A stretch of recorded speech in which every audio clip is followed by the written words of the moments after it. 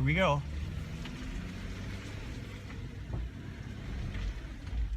We came for a day of off-road fun and a chance to see how the new 2018 Jeep Wrangler Unlimited would handle the water, mud, rocks, and trees at Cliff's Insane Terrain Off-Road Park located near Marseilles, Illinois.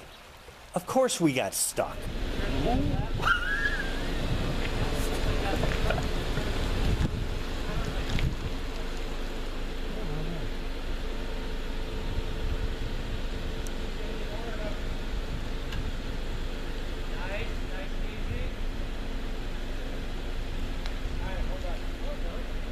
Yay!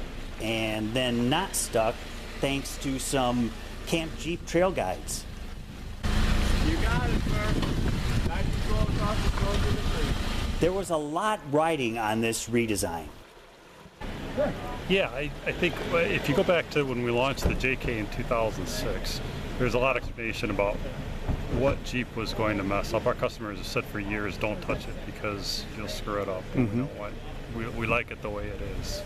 So we knew we had a formula for what a Wrangler was, and we had to keep true to that formula.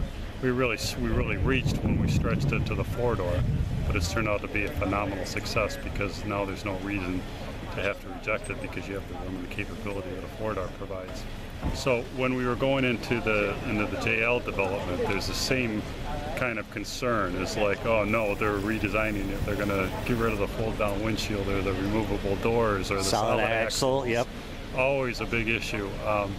I can tell you internally, those conversations do happen. They usually happen at the very beginning of development process. But there are people within the brands, within the engineering community that really understand the formula, and they're not going to screw it up. So in this case, not only did we keep all those things, but we made them easier to use. So now the windshield's easier to pull down, the doors are easier to take off. It still has solid front and rear axles, manual T-case. It's still true Wrangler. Jeep has made things lighter all around. And remember how it took forever to find the 24 bolts to lower the front window? So four total securement points to take the windshield off. The toolkit to do this comes in every Jeep. So take these off first. The Pentastar V6 engine is back with the same horsepower and pounds of torque. Even though the name of the new 2.0-liter turbo is the Hurricane, it shares nothing with the original engine. It's rated at 268 horsepower, 295 pounds of foot torque, and has to be mated to an 8-speed automatic. This mild hybrid should get about 20% better MPG than the V6.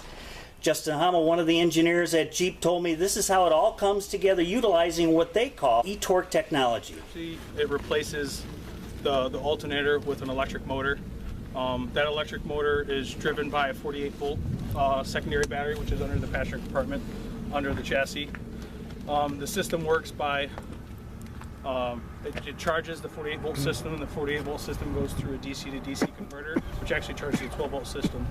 So this BSG or belt start generator is not directly connected to the 12-volt traditional system.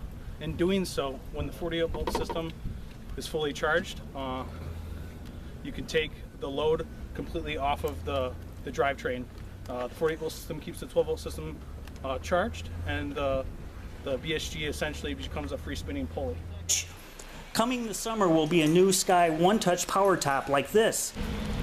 Later in the day, I had a chance to ride with Kevin, and he told me how passionate he and his fellow team members are. Like Kevin, most of them own CJs and spend their weekends much like we did today, playing in the mud.